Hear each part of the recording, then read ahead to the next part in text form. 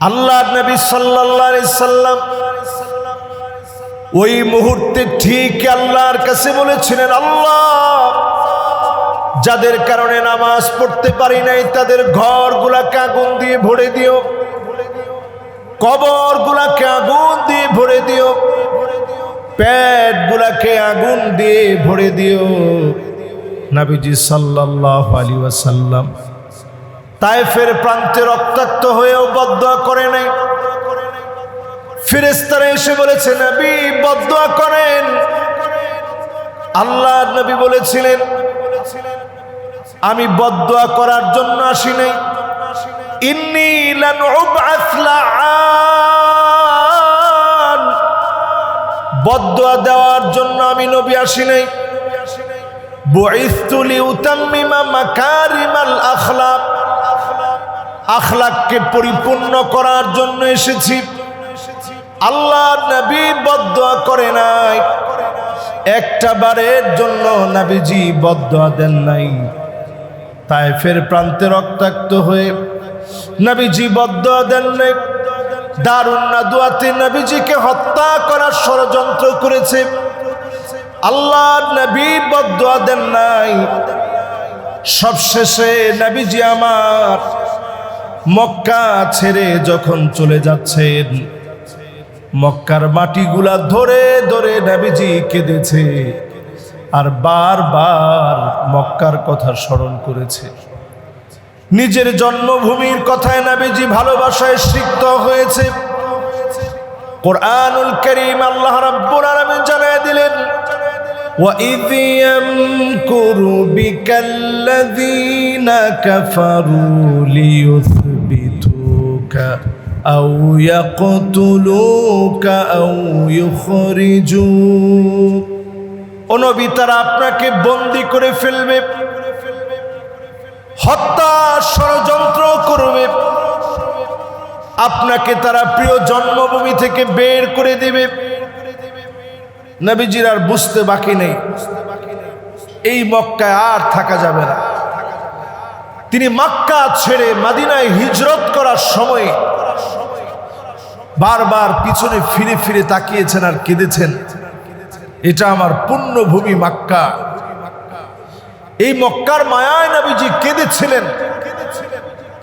সুদীর্ঘ 10টা বছরের সবরের মধ্য দিয়ে আল্লাহ রাব্বুল আলামিন নবী করিম সাল্লাল্লাহু আলাইহি ওয়াসাল্লামকে সর্বোচ্চ সম্মানে ভূষিত করে আবার তিনি মক্কাতুল মুকাররমায় নবীকে ফিরিয়ে এনেছিলেন। আল্লাহু আকবার।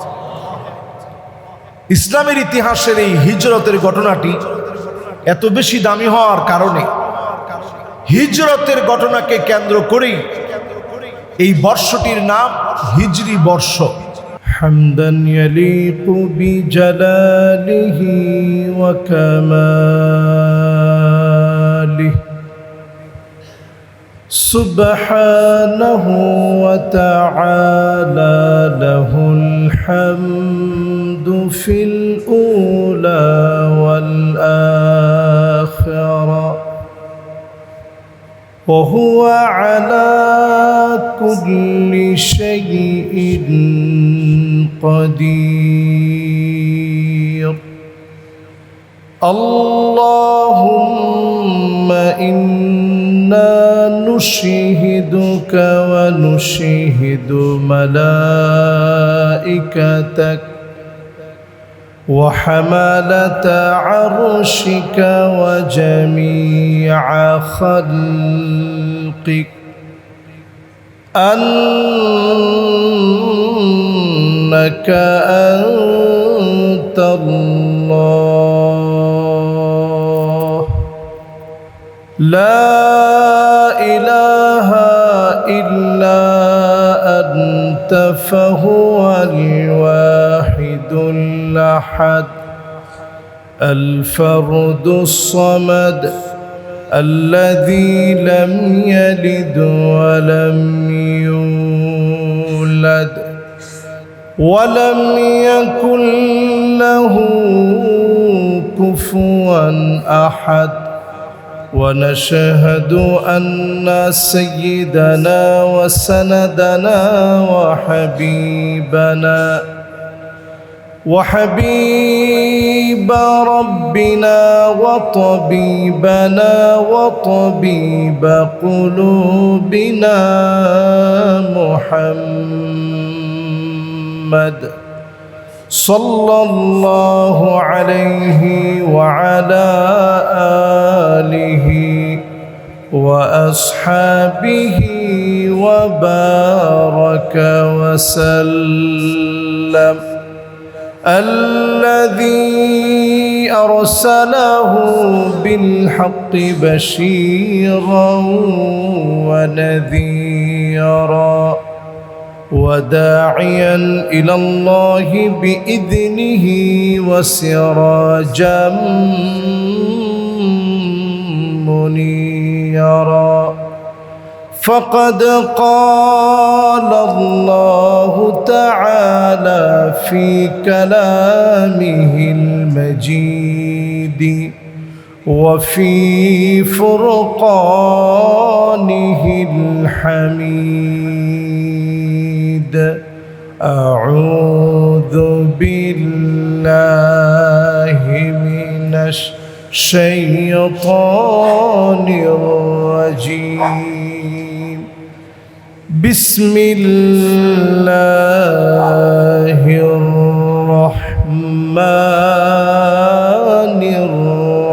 الرحيم إن الله وملائكته يصلون على النبي يا أيها الذين آمنوا صلوا عليه وسلموا تسليما اللهم صل على محمد وعلى آل محمد كما صليت على إبراهيم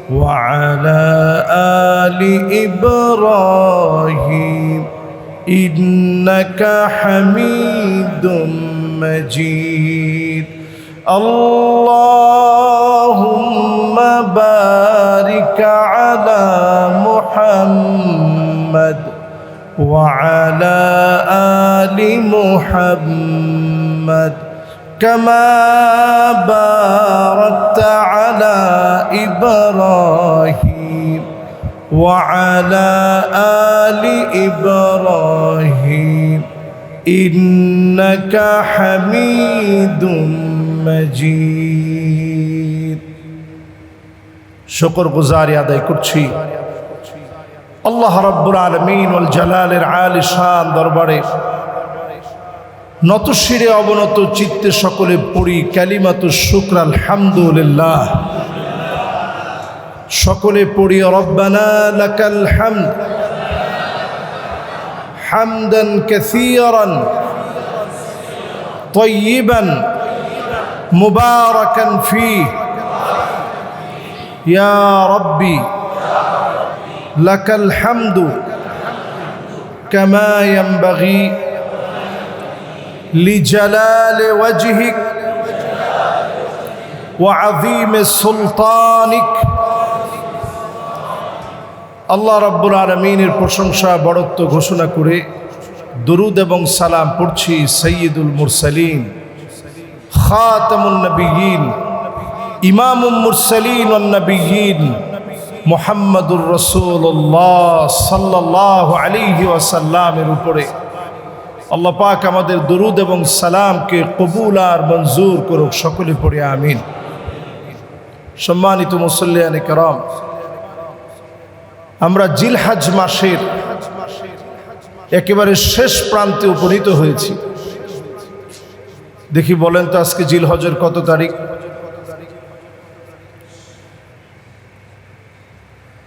যারা অন্তত মোবাইলে খোঁজ খবর রাখেন আপনারা বলার কথা জিলহজের কত তারিখ মাশাআল্লাহ একজন মোবাইল দেখে উত্তরটা সঠিক হয়েছে অন্যরা 22 তারিখ বলছেন মাশাআল্লাহ 23। ছোট বাচ্চারাও আলহামদুলিল্লাহ খোঁজ খবর রাখে। জিলহজের কত তারিখ? 23 তারিখ। মোবারক একটা মাস চলে যাচ্ছে। নতুন একটি বৎসর আমাদেরকে সুস্বাগতম জানাবে। আরবি বৎসর, আরবি যে বর্ষটি এখন নতুন করে আসছে, মুহররম মাস দিয়ে শুরু হবে।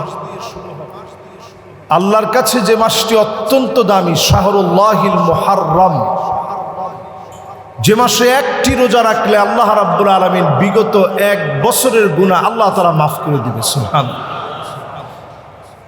এই সেই মুহররম আসছে আমাদের সামনে, যে মুহররমে এমন সব ঘটনা ঘটেছে। এই মুহররমের 10ই মুহররম আল্লাহ তাআলা সৃষ্টি জগতের অপরূপ অনেক ঘটনা আল্লাহ তাআলা এই মুহররম মাসে ঘটিয়েছেন। এই মাসটাকে দিয়ে যখন শুরু হবে নতুন একটা বৎসর, হিজরি সনের আবর্তনে জিলহজ মাসের পরে নতুন একটা বৎসর আসছে। একটাবার যদি কল্পনা করেন, এই সনটার নাম হিজরি সন। নবী করিম সাল্লাল্লাহু আলাইহি ওয়াসাল্লাম যখন হিজরত করতে বাধ্য হলেন, সেই প্রেক্ষাপটকে কেন্দ্র করে আল্লাহ রাব্বুল আলামিন যে মাসগুলোকে আল্লাহ তাআলা সন্নিবেশিত করলেন, নবী করিম সাল্লাল্লাহু আলাইহি সাল্লামের ঘটনাকে কেন্দ্র করে যে বৎসরের নাম রাখা হলো হিজরি বর্ষ। সেই হিজরি বর্ষের মুহররম আসার আগে, মুহররমের পবিত্রতা রক্ষার জন্য, নতুন আরবে একটা বৎসর আসার আগে আমাদের কিছু প্রস্তুতি নেওয়ার জন্য আজকে আমরা কথা বলবো, আল্লাহ যদি তৌফিক দান করে ইনশাআল্লাহ। পড়ে নবী জীবনের সবচেয়ে বড় কঠিন দিন কোনটা ছিল? নবী করিম সাল্লাল্লাহু আলাইহি ওয়াসাল্লাম জীবনে যে কষ্ট করেছেন, নবীজি সাল্লাল্লাহু আলাইহি সাল্লাম হাদিসের মধ্যে ইরশাদ হয়েছে, নবীজি বলেন, ওয়ালিকুল্লি নাবিয়িন দাওয়াতুম মুস্তাজাবাহ। সব নবীরা আল্লাহর কাছে বিপদে পড়ে দোয়া করেছে। আল্লাহ তাআলা সব নবীদের দোয়া বিপদ অবস্থায় কবুল করছেন। আল্লাহর হাবিব বলেন, ইন্নী ইখতাবাতু দাওয়াতি শাফাআতান লিউম্মতি। আমি নবী বিপদে পড়েছি, মুসিবতের মধ্যে পড়েছি, বারবার পেরেশানির ভিতরে পড়েছি। আল্লাহর কাছে আমি সেই মুহূর্তে কোনো কিছুই বলি নাই। ইন্নী ইখতাবাতু দাওয়াতি, দোয়ার এই সুযোগটি আল্লাহর কাছে চেয়ে রেখেছি। ফাহিয়া নাইলাতুন ইনশাআল্লাহ। উম্মত সেদিন দোয়ার ফলাফল পেয়ে যাবে, উম্মত সেদিন দোয়ার ফলাফল পেয়ে যাবে। আমি নবীকে শাফাতের অনুমতি দেওয়া হবে, আর সেদিন উম্মতদেরকে শাফাত করব। আল্লাহর কাছে যখনই শাফাত করব, ফাহিয়া নাইলাতুন ইনশাআল্লাহ। মান মাতা মিন উম্মতি লা ইউশরিক বিল্লাহি আহাদা। আমার যে উম্মত শিরক করে নাই, আল্লাহর সাথে অংশীদার স্থাপন করে নাই, ডেকে ডেকে তাদেরকে যিনি মাফ করে দিবেন তিনি কে? নবীজির শাফাআত সেদিন আমি আপনি পাবো ইনশাআল্লাহ বলে নবীজি আমাদেরকে আশ্বস্ত করছেন। নবীজি বলছেন, ফাহিয়া নাইলাতুন ইনশাআল্লাহ। দুনিয়ার জীবনে বিপদে পড়েও আমি আল্লাহর কাছে বলি না, আল্লাহ এই বিপদটাকে কাটায় দেন। আমি আমার উম্মতের বিপদের কথা মনে করে আল্লাহর কাছে কিছুই বলি নাই, আল্লাহর কাছে কিছুই চাই নাই।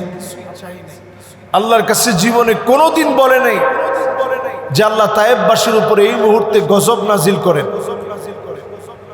শুধু একটা জায়গায় আল্লাহর হাবিব খুবই রাগান্বিত হয়ে বলেছিলেন, আল্লাহুম্মা ইমলা বুতুনা হাউলাইল কাফারা বিন্নার। আল্লাহ, যেই ইহুদি গোষ্ঠীর কারণে আমি নবী আজকে নামাজ পড়তে পারি নাই, এদের কবরগুলাকে আর পেটগুলাকে ঘরগুলাকে তুমি আগুন দিয়ে ভরে দাও। বলেন আল্লাহু আকবার। চিন্তা করেন, আল্লাহ তাআলা তৎক্ষণাৎ নবীজিকে জানাইলেন, নবী আজকে আপনি আহজাবের এই প্রান্তে, খন্দকের এই প্রান্তে, যারা মদিনায় গিয়েছেন আপনারা দেখবেন খন্দকের প্রান্তে অনেকগুলো মসজিদ আছে। সাবউ মাসাজিদ বলা হয়, 7টা মসজিদ আছে এখানে, ছোট ছোট করে মসজিদ করা আছে। কে কে দেখছেন দেখি? একজনও দেখেন নাই? মাশাআল্লাহ। 2 জন হাত তুলছে, মাশাআল্লাহ। 3 জন হাত তুলছে, মাশাআল্লাহ মাশাআল্লাহ, আলহামদুলিল্লাহ, হাত নামা। এই তো মাশাআল্লাহ, আরো অনেকে দেখছেন। ছোট ছোট দেখবেন মসজিদ করা আছে। অবরুদ্ধ করে রাখার কারণে নবীজি সাল্লাল্লাহু আলাইহি ওয়াসাল্লাম নামাজ পড়তে পারেননি। আল্লাহর নবী সাল্লাল্লাহু আলাইহি সাল্লাম ওই মুহূর্তে ঠিক আল্লাহর কাছে বলেছিলেন, আল্লাহ যাদের কারণে নামাজ পড়তে পারি নাই তাদের ঘরগুলাকে আগুন দিয়ে ভরে দিও, কবরগুলাকে আগুন দিয়ে ভরে দিও, পেটগুলাকে আগুন দিয়ে ভরে দিও।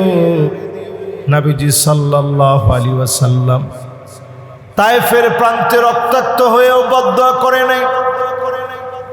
ফেরেশতারা এসে বলেছে, নবী বদদুয়া করেন। আল্লাহর নবী বলেছিলেন, আমি বদদুয়া করার জন্য আসি নাই, ইন্নী লান উবআস লাআন, বদদুয়া দেওয়ার জন্য আমি নবী আসি নাই। বুইসতু লিউতাম্মিমা মাকারিমাল আখলাক, আখলাককে পরিপূর্ণ করার জন্য এসেছি। আল্লাহর নবী বদদুয়া করে নাই, একটা বারের জন্য নবীজি বদদুয়া দেন নাই। তায়েফের প্রান্তে রক্তাক্ত হয়ে নবীজি বদদুয়া দেন নাই। দারুন নাদওয়াতে নবীজিকে হত্যা করার ষড়যন্ত্র করেছে, আল্লাহর নবী বদদুয়া দেন নাই। সবশেষে নবীজি আমার মক্কা ছেড়ে যখন চলে যাচ্ছেন, মক্কার মাটিগুলা ধরে ধরে নবীজি কেঁদেছে আর বারবার মক্কার কথা স্মরণ করেছে। নিজের জন্মভূমির কথায় নবীজি ভালোবাসায় সিক্ত হয়েছে। কুরআনুল কারীম আল্লাহ রাব্বুল আলামিন জানায় দিলেন, وَإِذْ يَمْكُرُ بِكَ الَّذِينَ كَفَرُوا لِيُثْبِتُوكَ أَوْ يَقْتُلُوكَ أَوْ يُخْرِجُوكَ। ও নবী, তারা আপনাকে বন্দী করে ফেলবে, হত্যা ষড়যন্ত্র করবে, আপনাকে তারা প্রিয় জন্মভূমি থেকে বের করে দেবে। নবীজির আর বুঝতে বাকি নেই, এই মক্কায় আর থাকা যাবে না। তিনি মক্কা ছেড়ে মদিনায় হিজরত করার সময় বারবার পিছনে ফিরে ফিরে তাকিয়েছেন আর কেঁদেছেন, এটা আমার পুণ্যভূমি মক্কা। এই মক্কার মায়ায় নবীজি কেঁদেছিলেন। সুদীর্ঘ 10টা বছরের সবরের মধ্য দিয়ে আল্লাহ রাব্বুল আলামিন নবী করিম সাল্লাল্লাহু আলাইহি ওয়াসাল্লামকে সর্বোচ্চ সম্মানে ভূষিত করে আবার তিনি মক্কাতুল মুকাররমায় নবীকে ফিরিয়ে এনেছিলেন। আল্লাহু আকবার। ইসলামের ইতিহাসের এই হিজরতের ঘটনাটি এত বেশি দামি হওয়ার কারণে হিজরতের ঘটনাকে কেন্দ্র করেই এই বর্ষটির নাম হিজরি বর্ষ, সানা আল হিজরিয়া।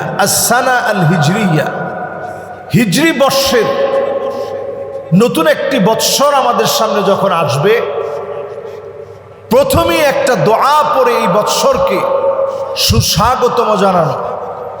যদি আপনাদের আরবিতে জানা না থাকে, অন্তত বাংলায় আপনারা দোয়াটা পড়ে সুস্বাগতম জানাবেন। রসুলের হিজরতের কথা একটু মনে করবেন। রসুল্লাহ সাল্লাল্লাহু আলাইহি সাল্লাম নিজের ভূমি থেকে চলে গেছেন। হৃদয়ের এই কষ্টটুকু নবীজির কাছে কেমন ছিল একটু চিন্তা করেন। সেই চিন্তা করে যখন আপনি দোয়াটা পড়বেন, অবশ্যই এই বৎসরটাকে যিনি আমাদের জন্য কল্যাণময় বানায় দিবেন তিনি কে? সবাই একটু আমার সাথে সাথে পড়েন আল্লাহু আকবার, আল্লাহু আকবার, আল্লাহু আকবার। আল্লাহুম্মা আহিল্লাহু আলাইনা বিল আমনি ওয়াল ঈমান ওয়াস সালামাতি ওয়াল ইসলাম ওয়াত তাওফীকি লিমা তুহিব্বু ওয়া তারদা। রব্বি ওয়া রাব্বুকাল্লাহ হিলালু রুশদিউ ওয়া খায়র। এই ছোট্ট দোয়াটি যদি আরবিতে আপনার মুখস্থ না থাকে, কঠিন মনে হয়, বাংলায় আল্লাহর কাছে বলবেন, আল্লাহ আপনি সবচেয়ে বড়, আল্লাহ আপনি সবচেয়ে বড়, আপনি সবচেয়ে বড়। আল্লাহ আপনি আমাকে নিরাপত্তার চাদরে বেষ্টিত করেন। আল্লাহ আপনি আমাদের শান্তির মধ্যে প্রবেশ করান। আল্লাহ চাঁদের মালিকও আপনি, আমার মালিকও আপনি। এই চাঁদটাকে আমার জন্য আল্লাহ কল্যাণকর বানিয়ে দেন। আল্লাহর কাছে কেমন যেন আপনি স্বীকার করে নিলেন, উমুক চাঁদ উঠলে আপনার ক্ষতি হতে পারে, উমুক মাস আসলে আপনার ক্ষতি হতে পারে, উমুক বৎসরটা আপনার জন্য ভয়াবহ হতে পারে। এই সকল বস্তু কেন্দ্রিক চিন্তাধারা থেকে আল্লাহর কাছে পানাহ চেয়ে নিলেন।